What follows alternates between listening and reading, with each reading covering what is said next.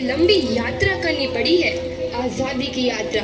इस यात्रा में हजारों लाखों लोगों ने अपनी जान की कुर्बानी दी। 1919 जलियांवाला बाग। आज हमारी बैसाखी का दिन है, लेकिन पूरा पंजाब बैसाखी नहीं मनाएगा। हम सब बैसाखी नहीं मनाएंगे।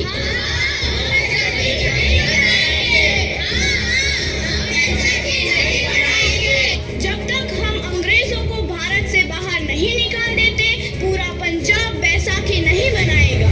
अच्छा, तो तुम सब हमारा विरोध करता है। भाग जाओ यहाँ से, इसका अंजाम बहुत ही बुरा होगा। हम नहीं जाएंगे, तुम लोग जाओगे। हमें नहीं, तुमको भारत से भागना होगा। Soldiers fire!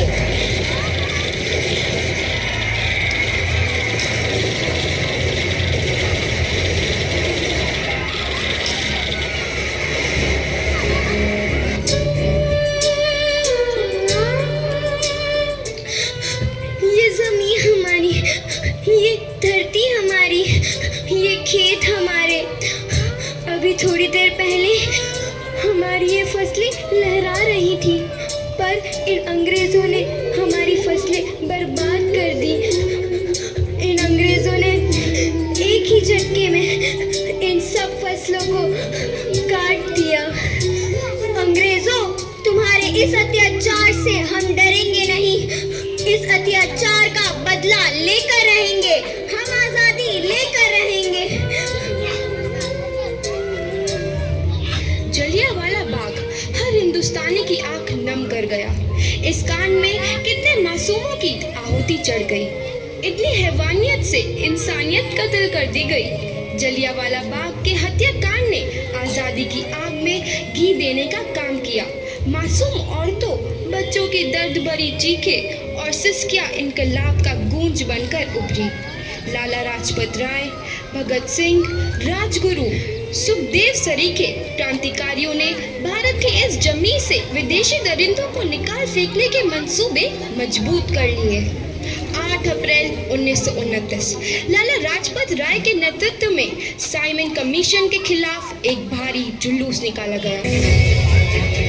Simon commission, Simon commission, Simon commission, Simon commission, Simon commission, Simon commission, Simon commission, Simon commission, Simon commission. बेवकूफ इंडियंस, तुमको हमारी बात समझ में नहीं आती। Stop this. Simon commission. नहीं मानता। आई से स्टॉप दिस। लाला जी, आप आगे बढ़ो, हम आपके साथ हैं। लाला जी, संघर्ष करो, हम आपके साथ हैं। लाला जी, संघर्ष करो, हम आपके साथ हैं। लाठी चार्ज करो!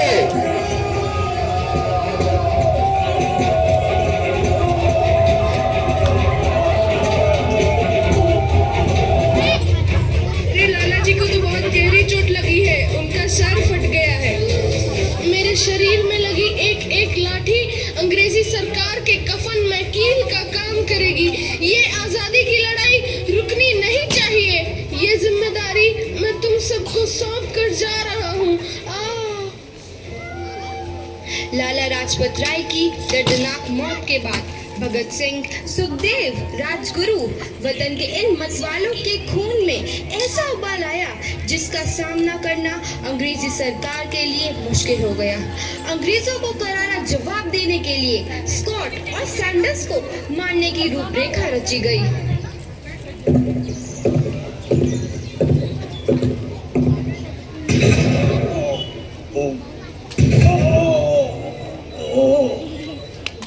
सैंडर्स मारा गया। चारों तरफ तहलका मचा था। दीवारों पर लिखा था, लाला जी की मौत का बदला ले लिया गया है। भगत सिंह समेत सभी वहां से फरार हो गए। 8 अप्रैल 1929 दिल्ली में ब्रिटिश सरकार की सेंट्रल लेजिस्लेटिव असेंबली की बैठक में 2 बम धमाके की आवाज सुनाई दी।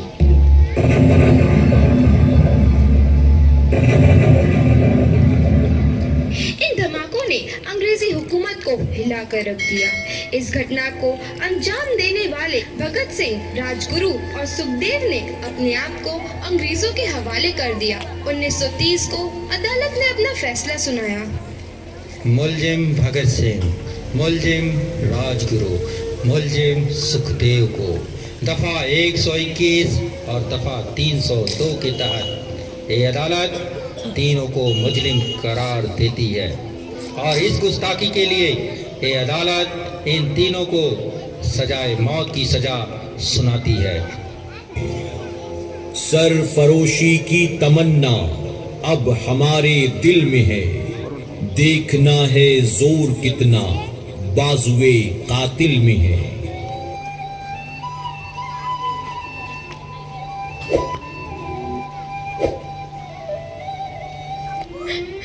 पुत्र की हाल है तेरा? मैं चंगा हूँ माँ, फिक्र करने की कोई गल नहीं। पुत्र, मेरा दिल तेरी तरह पत्थर दिल नहीं होगा। तेरी ये गला सुन के मेरा कलेजा फटे जा रहा है। माँ, मेरा दिल कोई पत्थर जैसा नहीं है, एक वतन परस्त का दिल है जो मेरे देश प्रेम के जज्बे नू ताकत देता है। बेटा, मेरा लाल। माँ, आज मेरी तपस्या पूरी होने जा रही है। जे तू रोई तो मैंने तकलीफ हुई। सोच, तेरा पुत्र आज शादी करने वास्ते जा रहा है। फर्क केवल इतना है, वो घोड़ी पर नहीं फांसी पर चढ़ने वास्ते जा रहा है। आज तू क्रांतिकारी की माँ है, कल तू एक शहीद की माँ होगी। माँ। पुत्र भगत, तू इतनी छोटी उम्र में हम सबको छोड़ के चला जाएगा? तूने जिंदगी में देखा ही क्या है पुत्र? मैंने अपनी माँ देखी है, जिसने मुझे एक ही बात बताई है कि बेटे, अपने देश के लिए एक बार मरना 100 बार जन्म लेने के बराबर होता है। अच्छा माँ, अब आशीर्वाद दे, आखिरी बार विदाई लेने का समय आ गया है।